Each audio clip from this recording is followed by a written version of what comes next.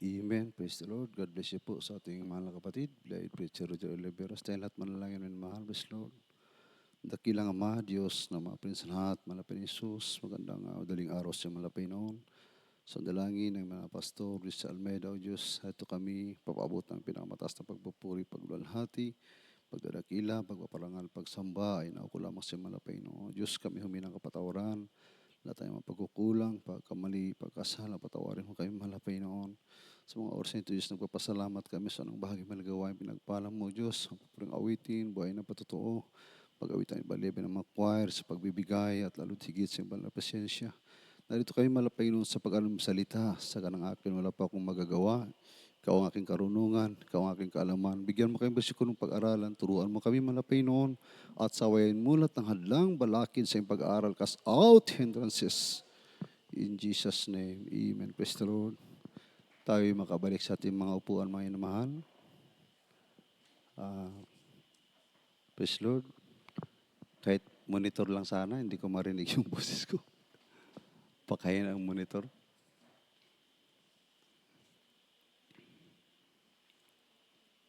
Ang pinakamataas na pagpupuri, pagluwalhati, pagdadakila, pagpaparangal, pagsamba, ay tanging sa ating pinakamamahal na Panginoong Kristo po lamang. At dobling paggalang po sa ating minamahal at tinagalang ng mga magulang sa malapay noon sa pag-alala sa kanilang mga ginitong aral sa ating minamahal, ginagalang Evangelista Pastor Willis Almeida at sa ating ginagalang minamahal Pastor Lina C. Almeida, sa lahat po ng kanilang minamahal na mga anak, na mahal ng manugang, na mahal ng mga apo, isang mapagpalang madaling araw po. At sa ating beloved workers, beloved preachers, at sa ating mga bisita kung mayroon man, magandang isang mapagpalang madaling araw po sa ating lahat mga kapatid. Tayo ay gumising ng mga minamahal sapagkat andito na tayo sa panghuling bagay ng ating mahal na gawain mga kapatid. At sa oras na ito minamahal, ang ating pag-aralan mga kapatid ay pamagatan po natin, He came and touched the bier. Amen. Siya'y dumating at hinawakan o hinipo ang kabaong.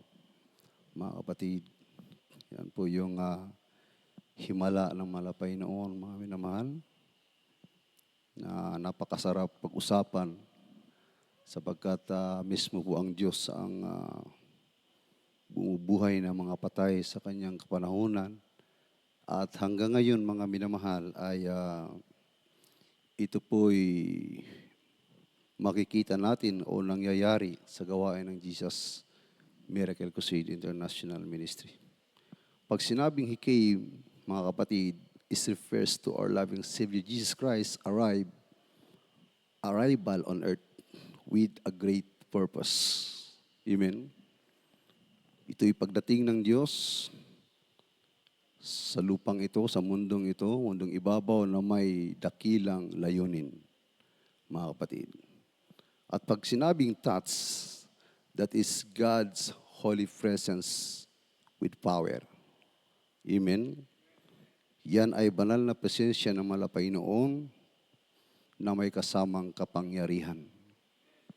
Pag sinabing vier, signifies the moment of death. Amen. Ito po'y nangangahulugan ng panahon ng kamatayan. So, totoo yun, mga kapatid. Sa titulo pa lang, He came and touched the bier. Dahil lahat ng tao, mga kapatid, patay sa kasalanan. Amen? Maalala natin yung pinag-aralan natin yung si Prophet Ezekiel, yung mga tuyong buto sa libis na kanyang nakita, mga kapatid. Simbolo po yun ng mga taong dry na mga kapatid, walang espiritu ng Diyos, malaon, matagal ng patay mga minamahal. Sa aklat ng Lucas 7, kabanata 11 hanggang 16, sundan po natin mga kapatid.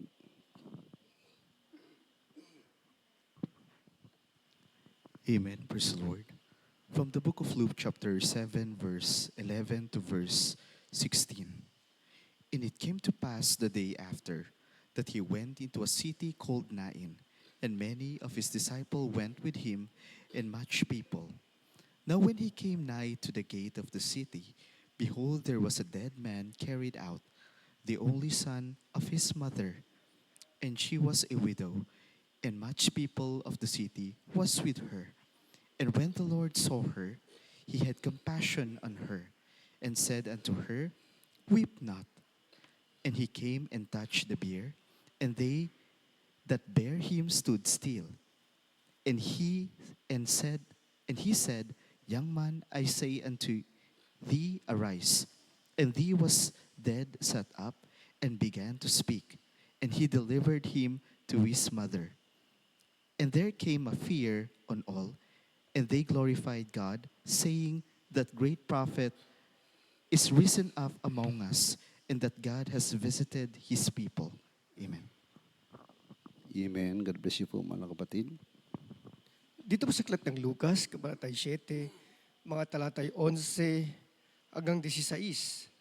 At nangyari, pagkatapos ng kaunting panahon, na siya'y naparoon sa bayan na tinatawag na Nain, at kasama niya ang kanyang mga alagad at ang lubang maraming tao. At nang siya nga'y malapit na sa pintuan ng bayan, narito, inilalabas ang isang patay, buktong na anak na lalaki, na kanyang ina at siya'y bao. At kasama niya ang maraming tao na taga-bayan. At pakakita sa kanya ng Panginoon, siya'y kinahabagan niya at sinabi sa kanya, Huwag kang tumangis. At siya'y lumapit at hinipo ang kabaong, at ang nangagdadala ay tumigil, at sinabi niya, Binata, sinabi ko sa iyo, magbangon ka. At naupo ang patay, at nagpasimulang magsalita. At siya ibinigay niya sa kanyang ina. At sinidlan ng takot ang lahat, at niliwalhati nila ang Diyos na sinasabi, lumitaw sa gitna natin ang isang dakilang propeta at dinalaw ng Diyos ang kanyang bayan. Amen. Amen. God bless you po, mga kapatid. Purihin ang malapay noon sa pagkabasa sa kanyang banal na salita, may namahal. The little town of Nain, isang munting bayan, mga kapatid ko, ng Nain na ito isang party po na maliit na bayan sa Galilea, mga kapatid. Sabi diyan sa 11, mga namahal, our loving Savior Jesus Christ came to Nain. Pag sinabing Nain is literally means beauty. Itong lugar na ito ay napakagandang lugar, mga kapatid. Kaya Nain is literally means beauty. Magandang lugar, mga minamahal. But when our loving Savior Jesus came to Nain, mga kapatid, sabi diyan, He did not arrive at a joyous moment. Hindi siya dumating doon sa isang masayang sandali, mga kapatid. Alam niyo kung bakit? Minamahal, dahil sabi pa diyan, there was no beauty in Nain that day. Hindi sumilang sa kanyang paningin ang kagandahan ng munting bayan ng Nain, mga kapatid. Dahil sabi diyan sa 12, mga inmahal, because death had invaded the little town of Nain. Dahil ang munting bayan ng Nain ay sinalakay ng kamatayan. Amen. Sinalakay ito ng kamatayan, mga minamahal. And the victims, mga kapatid, sabi diyan, mga inamahal, and the victim is a young man, the only son of a widow. Isang batang lalaki ang biktima, mga kapatid. Anak ng isang babaeng bao. So, napakasakit yung kanyang naranasan sapagkat siya'y nawala na ng asawa at kinuha pa ni kamatayan ang kanyang kaisa-isang anak, mga minamahal. Sabi diyan, mga kapatid, so our loving Savior Jesus Christ arrived in Nain during a time of grief and mourning. Nagkaroon ng hinagpis, pagdalamhati, yung mga tao doon, mga kapatid, parang nagprosesyon sila na pasan-pasan yung kabaong ng isang batang lalaki, mga inamahal, lumabas sa bayan ng Nain, mga kapatid. At nung makita siya ng ating mahal na Panginoon, sabi diyan, mga kapatid, sa panahon ng kalungkutan yung kanyang pagdating. Ibig sabihin, when He came, it was a time of death. Amen? Kaya kung matandaan natin ang ating mga buhay, sabi sa Isaiah na siya'y sumibol sa isang tuyong lupa at hindi siya magtatagal, hindi siya mabubuhay. Bilang tao, ganun ang nangyari sa kanya. Hindi nga siya maabot ng 40. Siya'y pinatay. Amen? Ibig sabihin, yung ating lugar ay lugar ng kamatayan. Kung wala ka sa pangangalaga ng Diyos, yung sabi ng Salmo 116, versikulo 3, pumupulupot sa atin yung kamatayan. Amen? So walang makakaligtas. Walang nagmamalasakit sa bawat isa. Kung magkaroon ng karamdaman ang isa sa pamilya mo, wala kang maitutulong, kundi habag. Amen? Dahil ang kagalingan ay nasa Diyos lang, mga minamahal. Ang tunay na kagalingan. Kung meron man sa doktor, sa ibang sinsya, mga kapatid, pabalik-balik pa rin yung karamdaman mo. Kaya sabi dito, mga kapatid, He saw a widow who reined her emotions. Nung kanyang lapitan yung kabaong, nakita niya ang isang babaeng bao na wasak ang kanyang damdamin. Wasak na wasak, mga kapatid. Dahil patay na yung asawa niya, kinuha pa ni kamatayan ang kanyang kaisa-isang anak. So talagang nagdurusa, naghihirap. Nasa kalumbayan itong babaeng bao na ito, mga kapatid. Sabi sa versikulo 13, mga minamahal, at pagkakita sa kanya ng Panginoon, siya'y kinahabagan niya. At sinabi sa kanya, huwag kang tumangis. Meaning to say, when He came, it was a time of desperation. Lahat na parang nagprosesyon na mga tao lumabas sa nayon ng Nain, ay lahat ay malungkot. Malungkot sila, mga minamahal. Lahat sila ay nasasaktan, mga kapatid. Sabi pa ng Panginoon, sabi niya, when He saw the widow, He had compassion on her and said unto her, weep not. Don't cry, in other words. Huwag kang tumangis. Our loving Savior Jesus has give her assurance. Binigyan siya ng katiyakan na hindi na siya iiyak kailan pa man. Yun yung pangako ng ating mahal na Panginoon. Bakit mga masabi dyan, mga kapatid ko? Because our loving Savior Jesus Christ was there. Andoon siya and He could do something for her. Andoon yung ating mahal na Panginoon. Andoon yung banal na presensya ng mahal na Panginoon. Sabi niya, huwag kang tumangis. Sino bang hindi tatangis? Andoon sa kabaong yung anak mo. Pero nagkaroon ng assurance. Binigyan siya ng katiyakan na kung liliwanagin ang malalim na katuturan ng pananalitang yan, yan ay nangangahulugan na walang hanggang kaligayahan. Hindi ka natatangis kailan pa man kung nasa pangangalaga ka ng ating mahal na Panginoon. Andoon yung presensya ng mahal na Panginoon. Huwag kang tumangis. Sabi niya doon, mga kapatid. Sabi diyan, because the Word of God brought real comfort. Ganun yung nangyari sa atin. Lahat tayo, tumatangis tayo, nagdurusa tayo, naghihirap tayo sa karamdaman. Kung hindi tayo dinalaw ng ating mahal na Panginoon, kung hindi hinipo ng mahal na Panginoon ang pagdalagyan sa atin, yung ating mga kabaong, maring totally dead na tayo. 6 feet below the ground. Amen? Extended na yung mga buhay natin, mga kapatid. Hindi na ito nabubuhay ayon sa kagustuhan mo. Kung hindi ito extension na ng nabubuhay ka ngayon dahil hinipo ka ng mahal na Panginoon. Amen? Kaya marami pang hihipuin ang mahal na Panginoon. At ang instrumento ngayon dito ay tayong nauna na hinipo, binisita ng Diyos, katulad ng lugar ng munting bayan ng Nain, mga kapatid. Sabi dito, mga inamahal, don't cry or weep not. Why? Sabi diyan, because weeping is associated with sorrow over sin. Kaya ka nagtumatangis, kaya ka nagdurusa dahil tayo dati ay makasalanan. Kaya nung makita niya, parang nagprosesin yung mga tao, mga kapatid, na pasan-pasan yung kabaong. Lahat doon ay na-visualize, nakikita ng malapay noon.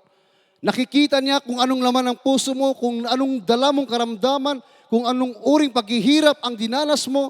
Nakikita niya sa bawat tao na nakiramay, nakilibing sa binatang ito, sa batang lalaking ito, mga kapatid. Nakikita po ito ng ating mahal na Panginoon. Kaya sabi niya, huwag kang umiyak. Inumpisahan niya sa isang babaeng wasak ang damdamin. Sapagkat alam niya na kung ito'y mahipo ng ating mahal na Panginoon, mabigyan ng katiyakan, magkaroon ng pananampalataya, magiging connected po ito sa lahat ng tao sa kanyang surroundings. Amen? Magkaroon ito ng koneksyon. Katulad ng Jesus Miracle kasi nagsimula sa isang tao na tinawag ng Diyos, unang hinipo ng mahal na Panginoon, at ito'y kumalat sa buong daigdig ngayon. Amen? Kaya dito mga kapatid, sabi diyan may mahal, weeping is associated with sorrow over sin. Kaya tayo tumatangis. Kahit mayaman ka, akala mo wala kang problema, pero yung kaluluwa mo naghahanap, tumatangis, yun ang yun yung parang bangko mga kapatid, doon ka nag-i-invest ng mga gawa mo, ang yung kaluluwa, dahil yun po ang magmamana ng walang hanggang kapahamakan at walang hanggang buhay. Kaya mga kapatid, although masaya ka pero tumatangis ka. Meron kang hinahanap, meron kang problema, dahil ang buhay ng tao ay magwawakas. At saka lamang natin malaman pag wala na tayo sa mundong ibabaw itong mga minamahal. Kaya sabi dito mga kapatid, ang pagtangis ay naugnay ito sa kalungkutan dahil sa kasalanan. May kumpara mo nung dati at sa ngayon kung paano ka umiiyak sa mahal na Panginoon at sa dati. Di ba? Dito, dahil kasama natin ang mahal na Panginoon, pag manalangin ka na tutulo ang luha mo, yun ay luha ng kagalakan. Hindi luha ng paghinagpis. Kaya magkaroon ng contrastment, disparity, diferensya. Sa panahon nung wala tayo sa mahal na Panginoon at sa ngayon, sa kagalakan ng pagtangis mo ay hindi po ito pagtangis ng paghinagpis, kundi ito'y kagalakan mga minamahal. At kung maramdaman mo ang banal na presensya ng mahal na Panginoon, meron kang kapangyarihan. Meron kang kapangyarihan. The holy presence of God with power. Magkasama yan, mga kapatid. Magkasama po yan. Ako naramdaman ko yan, mga minamahal. Magkasama po yan, mga kapatid. Kaya sabi diyan, mga minamahal, sa verse 14 up to 16, sabi diyan, mga kapatid, at siya'y lumapit at hinipo ang kabaong at ang nangagdala ay tumigil at sinabi niya, binata, sinasabi ko sa iyo, magbangon ka, at naupo ang patay at nagpasimulang magsalita at siya'y ibinigay niya sa kanyang ina at sinidla ng takot ang lahat at niluwalhati nila ang Diyos na sinasabi lumitaw sa gitna natin ang isang dakilang propeta at dinalaw ng Diyos ang kanyang bayan. Amen? Bayan talaga yung pag-address ng mahal na Panginoon dahil nilikha tayo ng Diyos ayon sa kanyang wangis, mga kapatid. Kumbaga, lahi tayo ng Diyos. Hindi tayo lahi ni Satanas. Kahit gaano man yan kapango yung ilong natin, mga kapatid, kawangis ka pa rin ng Diyos. Amen? Kaya sabi diyan, mga kapatid, sa verse 14 up to 16, the story does not end with a dead man and a desperate mother. Ang kanilang kwento ay hindi nagwakas sa isang patay na bata at sa isang desperadong ina, mga minamahal. Dahil binigyan niya ng katiyakan, sabi niya, huwag kang tumangis. Kaya nung hipuin niya yung kabaong, kasabay ng pagbanggit niya, mga kapatid ko, young men, I say unto thee, arise. And he that was dead was sat up and began to speak. Tumayo yung bangkay, naging isang taong buhay, at siya'y nagsalita, mga kapatid. Pag sinabi mo, mga minamahal ko, arise, that is signifies a call to action. Babangon ka at kikilos ka. at hihinga ka. Amen? Dahil yun ay isang tawag ng isang Diyos na makapangyarihan na siyang nagmamay-ari ng ating mga buhay. Hindi yun tawag ng isang ina. Hindi yun tawag ng isang kaibigan na walang pakinabang. Yun ay tawag mula sa bibig ng Diyos na makapangyarihan sa lahat na siyang pinagmulan ng hininga ng buhay, mga minamahal. Arise, sabi niya, at tumayo siya. That signifies a call to action, moving from slumbering. Sabi diyan, mga kapatid ko, spiritual slumber. Mula sa pagkatulog, kung siya ay patay man o sa spiritual man, mga kapatid, yan ay nangyari sa bawat isa sa atin. Mula tayo ngayon sa spiritual na bagay. Alam na natin kung paano paglingkuran ang Diyos. Kilala natin kung sino ang Diyos na ating pinaglilingkuran. Alam natin na nakakasama sa atin, mga kapatid ko, dulot ng ating mga kagagawang mali sa harapan ng malapay. No? Kaya sabi dito, arise. A call to action from the mouth came from the mouth of God. Mula mismo sa bibig ng Diyos. Sabihan mo nga yung anak mo, pag buhay, tumayo ka nga dyan, tatayo ka agad yan. Pero pag patay na yan, although may authority ka as a father, but you have the power to give him life again. Amen? Wala kang kapangyarihan. Bigyan siya ng buhay uli. Pero sa Diyos, mga kapatid, kaya niyang gawin. Now, according to the funeral protocol, no one should interfere with a burial procession. That is according to the law of Moses. Pag ang mga Hudyo hihipo ng bangkay, sila'y marumi na sa harapan ng Diyos. So bawal, ipinagbabawal sa kanila yun na papasok ka lang doon, hihipuin mo yung isang kabaong na may laman na ng patay ng tao, mga kapatid. Kaya, pero sa Diyos, kaya niyang gawin ang lahat. Kahit gaano kakarumi, kaya kang linisin ng Diyos. Doon tayo galing. Ibig sabihin, bawat isa sa atin, hindi man tayo hipo ng bangkay, marumi pa rin tayo sa harapan ng malapay noon. Kaya pinasimulan niya sa isang patay at in-encourage niya ang ina ng isang bangkay upang magkaroon ng konektado sa lahat ng nakapaligid sa kanya, sa lahat ng tumulong sa kanya upang dalhin sa huling hantungan itong binatang ito, mga kapatid. Pero sabi pa diyan, mga minamahal, the story does not end with a dead man and a desperate mother. Hindi nagwakas sa isang pagtangis, sa kalungkutan, sa desperadong mga taong nanood, lalong-lalo na sa ina, na nawala ng asawa at kinuha pa ni kamatayan ng kanyang kaisa-isang anak, mga kapatid.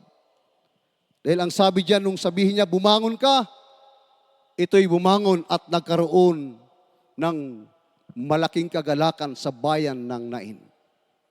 Amen? Their grief and mourning ended with a full of joy. Punong-puno sila ng kagalakan, mga kapatid. Ngayon, tingnan mo nga ang sarili mo. Kung isa ka sa nakaratay sa banig noon, na tumanggap ng bautismo at pinagaling ng Diyos, at ngayon ay malakas ka ng magpuri sa malapay noon, di ba? Lumulundag ka sa kagalakan na nagpapasalamat sa Diyos. Kahit hindi ka sabihan na dumalo ka, babalik at babalik ka. Dahil yung nanahan sa'yo ay hindi tao. Yung gumising sa'yo, yung tumawag sa'yo, hindi boses ng tao. Boses ng Diyos na may kapangyarihan.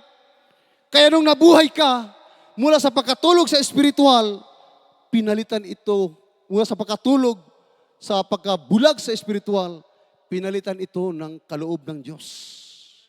Espiritu ng ating malapay noon at nagkaroon tayo, bawat isa sa atin, meron tayong kapangyarihan. Meron tayong kapangyarihan, power and authority, binigay ng Diyos sa atin. Kaya lang ang iba hindi marunong gumamit nito. Meron tayong pananampalataya. Walang Kristiyano na walang pananampalataya.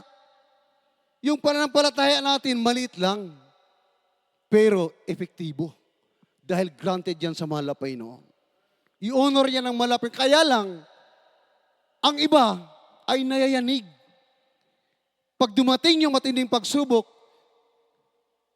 madaling matumba. Amen? Kaya lahat tayo may pananampalataya. Hindi natin pwedeng mainsulto ang bawat isa na walang pananampalataya, mga minamahal. Kaya sabi diyan, mga kapatid, ang kanilang paghinagpis napalitan ng malaking kagalakan. Ma-picture out mo yan sa sarili mo. Makikita mo yan sa sarili mo, mga minamahal.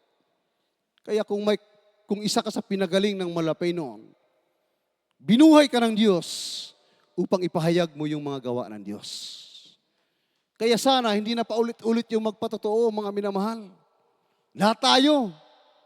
Kung may himala ka, mag-volunteer ka. Kung wala kang himala, napaka-imposible yata na naparito ka na wala kang himala. Amen? Yung magbago lang ang buhay mo, makalaya ka sa bisyo, malaking himala yan. Amen? Hindi yan basta-basta magawa ng isang tao, mga kapatid. Kaya sabi diyan, in this event, we can find two different processions. Sa ganitong kaganapan, makikita natin ang dalawang uri ng procession. Unang-una, one is a procession of death. Unang nakita ng ating mahal na Panginoon, naglalakad ang maraming tao. Nasahanay ang bawat isa.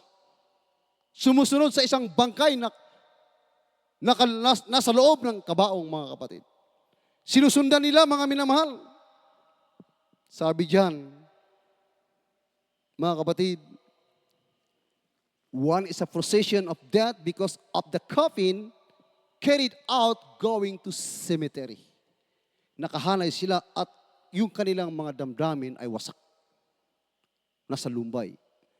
Habang sila'y naglalakad, sila'y umiiyak. At ang pangalawa is the procession of life. Bakit nagkaroon ng procession ng buhay? Dahil nung hipuin ng Panginoon ang isang patay na sa kabaong, ito'y nabuhay at lahat sila ay lumuwalhati sa Diyos. Sila'y nagpapasalamat sa Diyos. Yung kanilang kalumbayan, yung kanilang kalungkutan, pinalitan ito ng kagalakan, mga kapatid. Isang katiyakan na kagalakan na pinangako ng Diyos mismo mula sa kanyang bibig. Kaya naging prosesyon na buhay. Amen? So, through this event, we see the deep meaning of the gospel. Pag i-visualize mo, titingnan mo, i-picture out mo, makukuha mo ang malalim na kahulugan ng Ebanghelyo ng Diyos. Pag sinabing nabuhay ang isang patay, that is a good news of the gospel. Isa po yung mabuting balita ng Ebanghelyo. Kung nakalaya ka sa bisyo, at dahil naimbitahan ka ng Diyos, mabuting balita ang natanggap mo, kapatid. Kung nagbago ka, mabuting balita din ang natanggap mo. Kaya kung sabihin mo sa sarili mo, bawat isa sa atin, nakatagpo tayo ng tunay na balita. Amen? Kaya wala kang itago sa Diyos. Pag sinabing may himala, may naganap na pagbabago sa buhay mo, magpatotoo ka, magpasalamat ka sa Diyos. Mas lalo malugod ang Diyos. Kung gagawin natin yan, mga mina, huwag nating itago. Dahil yan ang layunin kung bakit ka narito, kung bakit ka hinawakan ng Diyos, kung bakit ka hinipon ng Diyos, at ngayon, inaakbayan ka ng Diyos lagi. Kahit saan ka pumaroon. Kahit nasaktan natin minsan ang kalooban ng Panginoon, dahil tayo'y hindi perpekto, pero lagi tayong inakbayan ng Panginoon. Lagi tayong sinasamahan ng Panginoon. Pagtatangis ka, dahil sa presensya ng Panginoon, niyayakap ka ng Diyos. Inaaliw ka ng Diyos. Dahil nakikita ng Diyos na napakabigat ng dala mo. Kahit nasa totoong paglilingkod na tayo, meron din tayong mabibigat na mga problema. Excuse me po, may naman.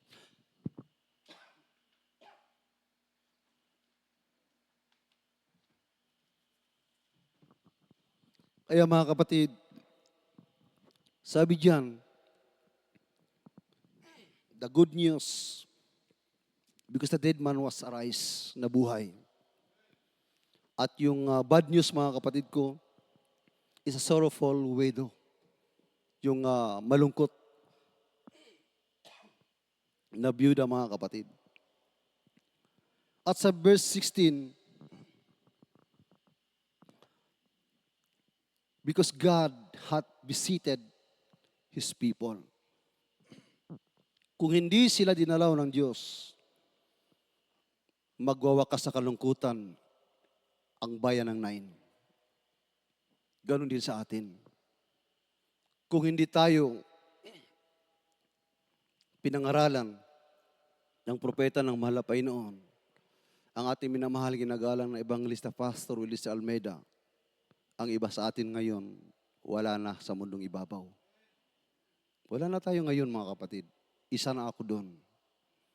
Dahil napakarami kong karamdaman na ikamamatay. Pero dahil sa biyaya ng Diyos, nahipo ka ng mahal na Panginoon, ito tayo ngayon. Buhay na buhay, mga kapatid. Kaya sabi diyan, may namahal,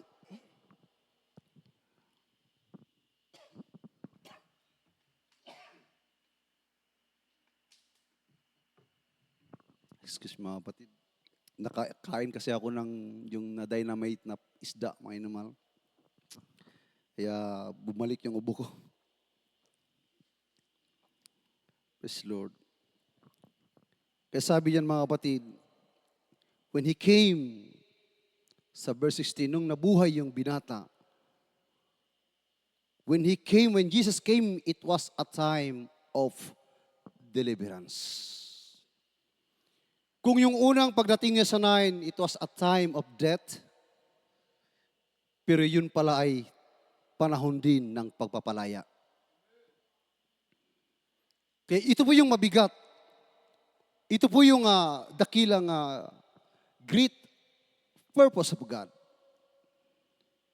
Although dumating siya sa ating lugar na kinagisnan, na nakita niya puro patay lahat ng tao sa kasalanan, mga kapatid. Pero ito rin pala, yung oras ng kanyang pagdating ay oras din ng pagpapalaya sa atin sa kasalanan, sa kamatayan.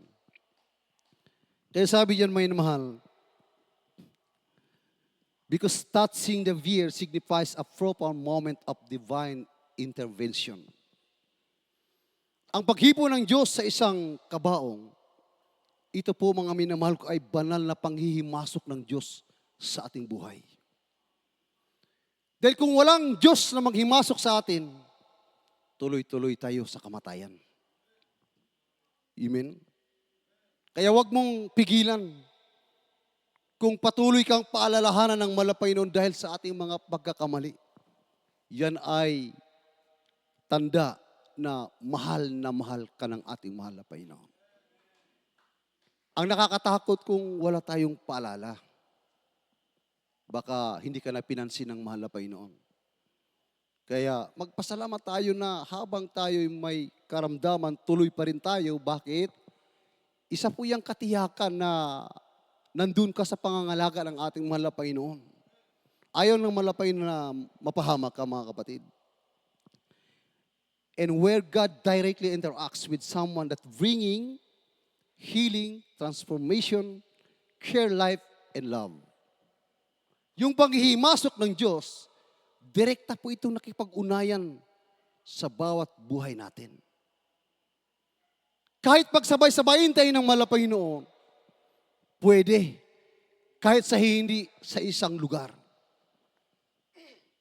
Siguro meron nagkasabay. Kahit andun ka sa Maynila. Kahit andun ka sa ibang bansa. Excuse me naman.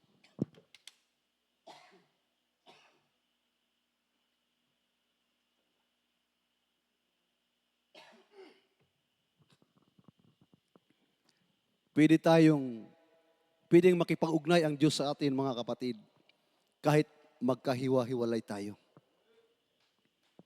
Pwede niyang pagsabayin dahil sa Diyos na makapangyarihan, mga minamahal.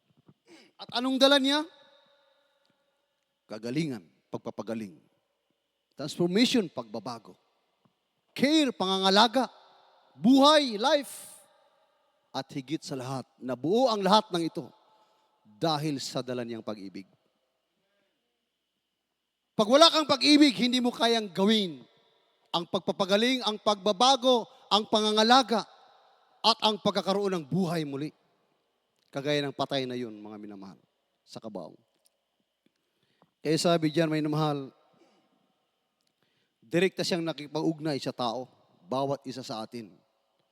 Kaya kung ikay lalayo, hahabulin ka ng Diyos. Ibabalik ka ng mahal na Panginoon. Sa pamagitan ng uli ng karamdaman at pag nandito ka na, pagagalingin ka ng mahal na Panginoon. Kaya sabi niyan, may mahal, it is a power of spiritual change through God's touch. Makapangyarihan po itong kamay na ito, mga minamahal. Yung naalala niyo yung mga sinong naka-experience sa mga albularyo, di ba? Kadalasan before sila manggamot, papatungan ka ng kamay na may orasyon. Pero yun, peke yun. Pero sa mahal na Panginoon, hindi. Amen? Talagang mabubuhay ka, mga kapatid. Now, sa kwentong ito, sa atin nabasa, meron po siyang several aspects. Mayroon siyang ilang aspeto o anyo ng mga kapatid ko na makikita natin dito. Sabi diyan, may namahal, His touch is an intimate touch. Pag nahipo ka ng Diyos, yan ay, sabi diyan, matalik na ugnayan mo sa Diyos. Kaya, mabibilang lang ang dami natin na unang hinipo ng ating mahal na Panginoon. Pero sabi niya, maraming aanihin, kukunti yung mga ani. Ibig sabihin, marami pa siyang ipuin. Amen? Marami pa siyang tatawagin, mga kapatid. Sabi diyan, bakit? Ito'y matalik na ugnayan ng tao at ang Diyos. Magkakaroon ka ng pag-ibig sa mahal na Panginoon. Pag oras na nahipo ka ng Diyos, iibig ka sa mahal na Panginoon. Kaya sabi diyan, mga inumahal, because, sabi dito, mga kapatid ko, it demonstrates a desire of His part to become involved in this man's life. Gusto ng Diyos na manghimasok sa ating buhay. Gusto niya na siya ang laman ng iyong buong pagkatao. Dahil kung hindi, nakikita ng Diyos na kaharap natin si kamatayan. Kaharap natin si kamatayan. Kung hindi manghimasok ang Diyos, bubulusok tayo sa kamatayan.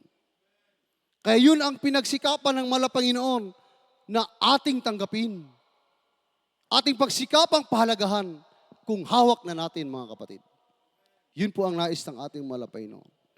Kaya sabi diyan, minamahal, nagpapakita isang pagnanais na maangkin ka ng Diyos mula sa iyong kaluluwa,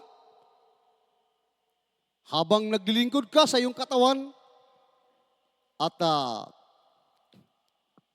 pag namatay ka, ibabalik mo yung hiningang buhay mo sa Kanya. Amen? At yung katawan, ibibigay niya kay Satanas. Sa'yo na yan. Walang kwentang katawan yan, mabubulok yan. Dahil bibigyan tayo ng panibagong katawan na walang hanggang pagkasira.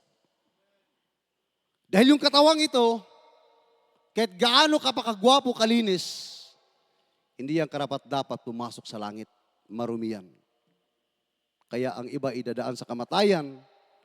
Kung dadaan ka man sa rapture, maiiwan pa rin yung katawang lupa mo. Papalitan ng Diyos yun, mga kapatid. Pagdating sa marriage supper of the Lamb, papalitan ng bago yan, mga minamahal. I-reward ng Diyos sa atin, mga minamahal. Kaya sabi diyan, and His touch is a transforming touch. Yung paghipo ng Diyos ay may dalang pagbabago.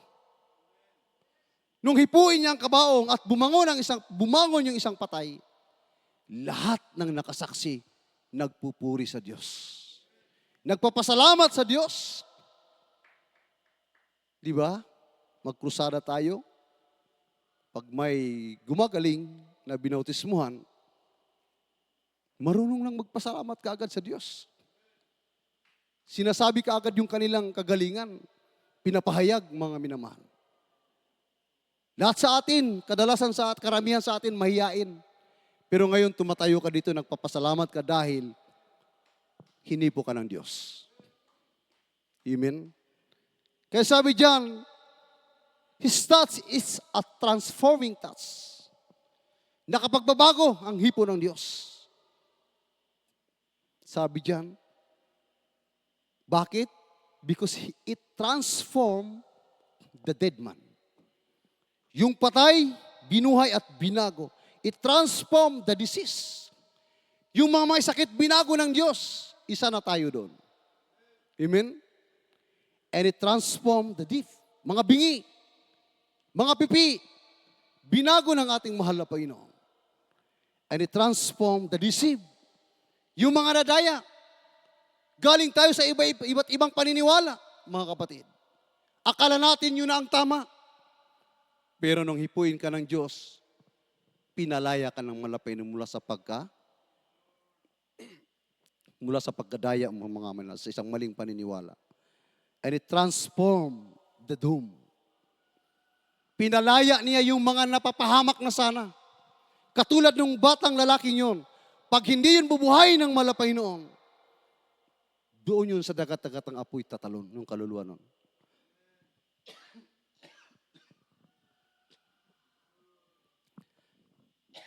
Kaya, it transformed the doom. Pag sinabing the doom, lahat ng tao sa daigdig na ito, kandidato sa kapahamakan. Amen? Pero ngayon, hindi na. Marami na tayo kandidato sa langit ngayon, mga kapatid. Di ba? Nagwakas ang kwento ng buhay natin nung matanggap natin ang malapay noon, malaman natin ang tunay na katuruan ng totoong gawain ng malapay noon, masaya tayo. Dahil alam natin, pag magwakas ang buhay na ito, masaya ka sa piling ng ating mahal na Panginoon. Isang katiyakan, mga kapatid, na pangako ng Diyos, mga inatunay, mga kapatid, na hindi mo pagsisihan pagdating ng araw. Kung mahirap ka man, nagdurusa ka, pagdating ng araw, hindi mo maikumpara doon sa paghihirap mo yung kagalakan na ibibigay ng Diyos sa iyo. Katulad nung nangyari sa babaeng Bao at sa kanyang anak at sa buong bayan ng Nain, nagwakas ng punong-puno ng kagalakan ang bayang yaon, mga kapatid. Na bakit kailangan ng Diyos na buhayin ang taong ito, mga minamahal? Bakit sabi diyan, He came and touched the bier? Bakit kailangan niyang pumarito? At bakit kailangan niyang hipuin yung mga patay? At bakit kailangan niyang buhayin yung mga napapahamak, ililigtas? Huling talata natin, Lucas 20:38. Kindly po, makanda na rin po ang ating mga awit at manunugtog. Amen.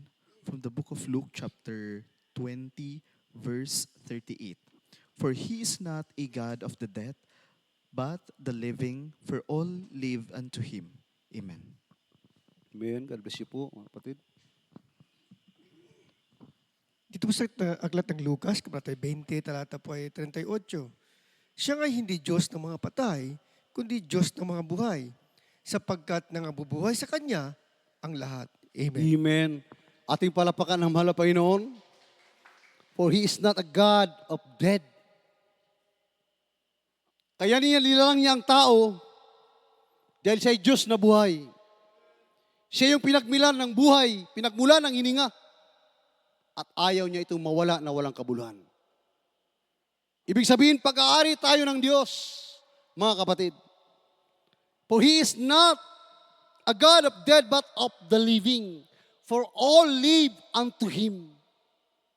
Lahat, ibig sabihin lahat ng maniniwala, lahat ng sasampalataya sa Kanya, mabubuhay ka.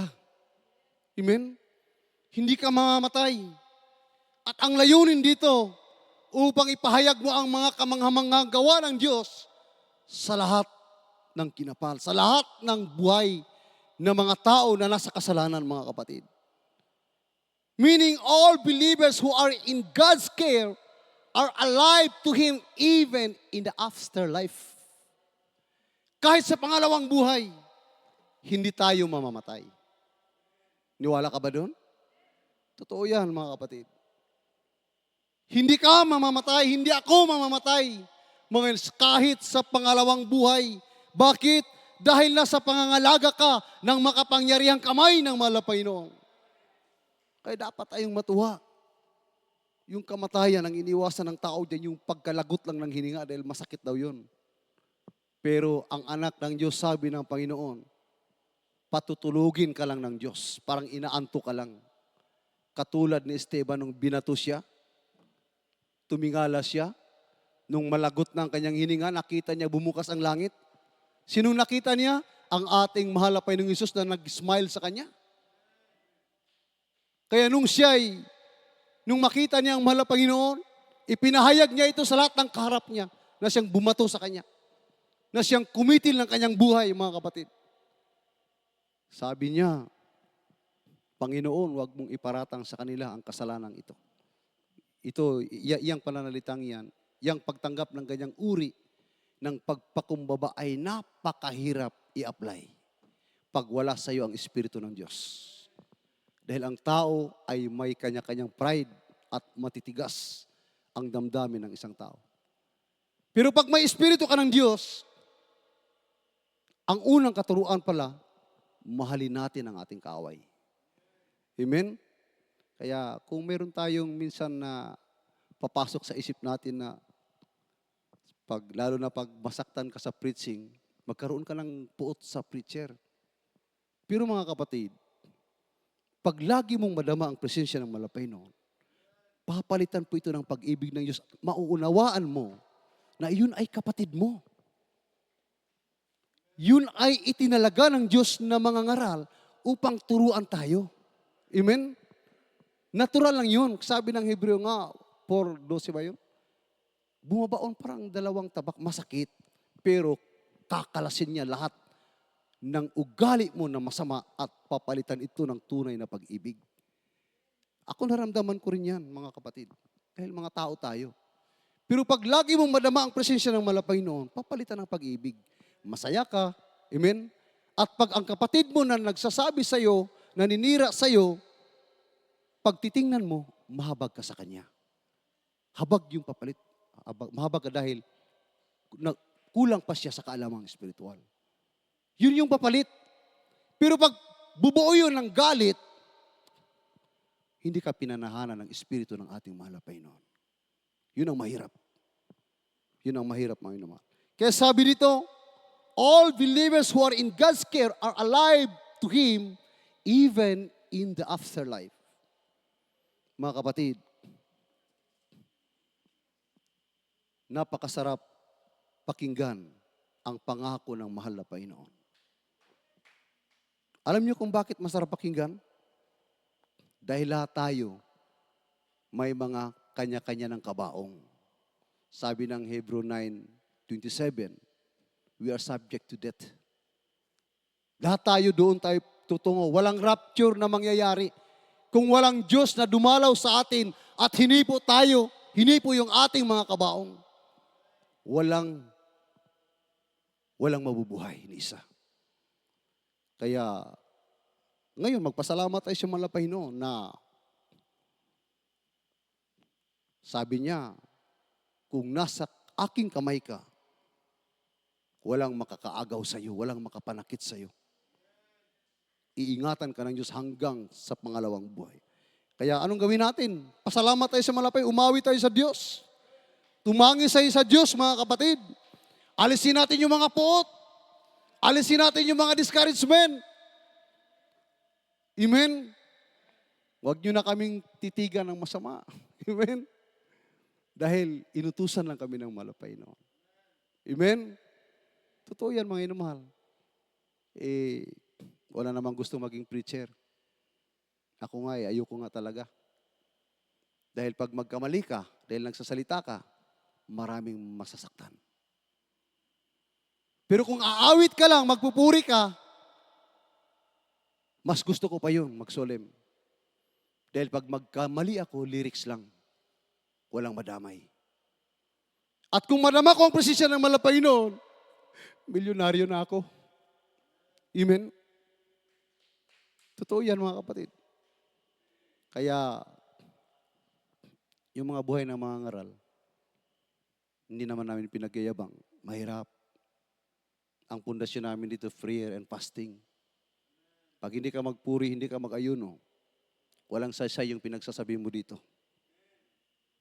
Amen? Kaya yung katawan namin, sinasanay namin sa isang araw, isang beses lang kakain. Nagsasalita na walang laman ang tiyan. Upang tayo'y samahan ng kapangyarihan ng Diyos. Sabi ng Mateo 17:21, hindi kikilos ang kapangyarihan ng malapay noon kung lahat kayo kakain, pati mga ngaral kakain. Kaya yung tinuro ng ating mahal na payon sa ating mahal na pastor, ng pag-aayuno, sa kahabagan ng Diyos, itinuro din sa amin. Kaya napaka-sarap pakinggan na may mga taong ganyan nagsasakripisyo ng buhay, nagsasalita na walang laman ang tiyan, nagsasalita na walang laman ang bulsa, nagsasalita na walang laman ang pitaka. Dahil sa kabutihan ng Diyos. Amen? Ibig sabihin, we are isolated from this world. But though we are isolated, we are not alone. Amen? Hindi tayo nag-iisa kahit separated tayo sa kanila. Bakit? Sinong kasama mo? Inaakbayan ka lagi ng Diyos habang ikay naglalakad kahit sa panganib, kahit saan ka pupunta, kahit wala kang kain, mga kapatid ko. Ako, binatin ako, pero naglalakbay kami papuntang Baligyan, walang kain, uuwi, nakayanan ng aking katawan. At nais ko ring pasalamatan ng malapay noon. Ngayon, matakot ako magmotor, pero nung nakakuha yung bayo ko ng motor, ako po yung nagdadrive pueblo hanggang bahay, nagmumotor na ako ngayon. Sa kabaitan ng walang Panginoon, dahil sa pag-ibig ng Diyos, sinong binat na gagaling, walang lakas, hindi ako makalakad, 7 taon. Ngayon, makapagmotor na ako mga minamahal, balik ang pueblo, 45 kilometer, nilakbay ko, tinignan ko yung metro ng motor, speedometer ng motor, mga kapatid. Dahil brand new ang motor. Sinong nagpagaling sa akin? Ang Diyos! Kaya nung in-schedule ako ni Brother Jojo kanina mag-preach, sabi ko, Panginoon, mayroon pala akong ipasalamat sa iyo. Matagal na akong hindi nagpupuri dito, mga minamahal, dahil tisod ako sa katawan ko. Hindi ako tisod sa ating beloved workers sa katawan ko. Pero ngayon, ang lakas ko ay nagmumula sa Diyos. Galing sa Diyos! Lahat tayo, nanghipuin tayo ng Diyos. Lumakas tayo, gumaling tayo, nabuhay tayo mga minamahal. Dahil sa kapangyarihan ng Diyos, kaya kailangan nating sumunod lang. Bigay lang natin ang ating buhay sa mahal na Panginoon. Awitan natin ang mahal na Panginoon sa piling niya. Nagsimula ang aking buhay, nagbuhat na siya ay natagpuan. Si Jesus ang siyang kaligtasan, nilinis ang aking kasalanan. Ang puso ko ginising niya sa tamis na kanyang presensya. Nagkaroon ng bagong pag-asa, ilimot ang mga problema.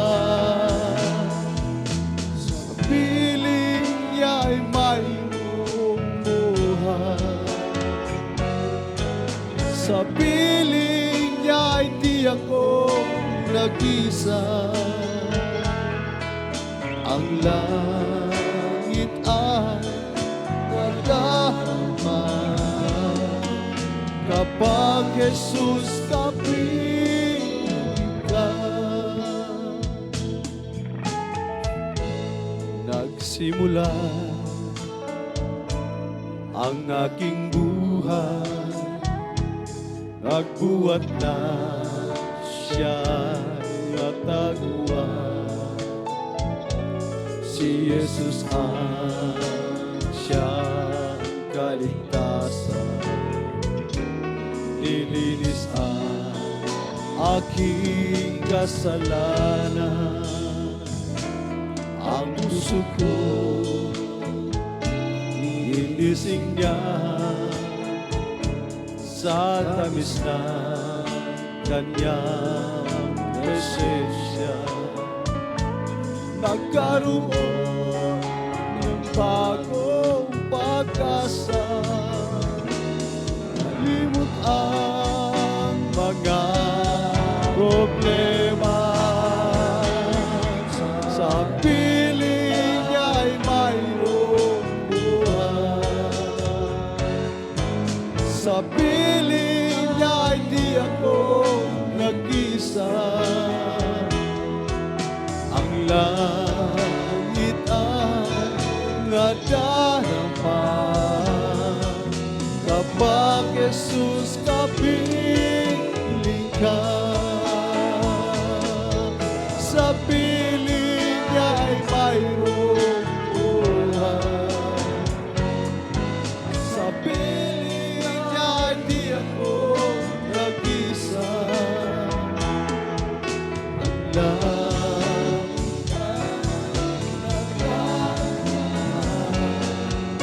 kapag Jesus kapiling ka. Ang langit ang nadarama kapag Jesus kapiling ka. Mga kapatid, siya po hindi Diyos ng mga patay. Diyos siya ng mga buhay, kaya tayo niya binuhay. Kaya tayo pinagaling ng Diyos upang tayo maglingkod, magpuri sa Diyos, magpasalamat sa Diyos, mga kapatid. Ihayo natin, ipangaral natin ang kabutihan ng ating mahal na Panginoon. Kaya mga inamahal, sa oras na ito tayong lahat manalangin, mga inamahal, please Lord. Mulog tayo, humitay ng habag, patuloy natin hingin ang patnubay ng mahal na Panginoon, please Lord. Dakilang Ama, Diyos, na mapin sa lahat, mahal na Panginoong Jesus, sa dalangin ng minamahal na Pastor Ulis Almeida. Mahal na Panginoon, narito kami patuloy na huminang habag, kapatawaran, lahat ng mga pagkukulang, pagkamali, mahal na Panginoon. Umabag ka sa bawat isa sa amin, patuloy mo kami panghawakan, haleluya. Patuloy mo kami malakasin, haleluya. Ano bang dinadala ng bawat isa, karamdaman man, kahinaan, pawiin mo ito, pagaligin mo ito, malapay suliranin man, malapay kahirapan, tulungan mo ang bawat isa, huwag mo kaming pabayaan, mahal na Panginoon. Mga mahal namin sa buhay, bago ka babalik, iligtas niyo po sila, mahal na Panginoon, bigyan ng pagkakataon, mga paglingkod sa iyo, pangawakan mo ang bawat isa, mga mahal na anak na kami minamagana, mga magulang sa iyo, patuloy mo silang palakasin, pag-ingatan, panghawakan, mahal na Panginoon, lahat ng mga manggagawa, mga aral, mga mahal namin sa buhay, mahal na Panginoon, palakasin mo kami lang sa pangalan mo, mahal na Panginoon Jesus, ito ang aming samot dalangin, sa pangalan ni Jesus. Amen at amen. May mahal, patong natin ang ating kanang kamay sa ating mga ulo, kaliwa sa ating karamdaman, sa ating mga live webcast viewers, ang ating mga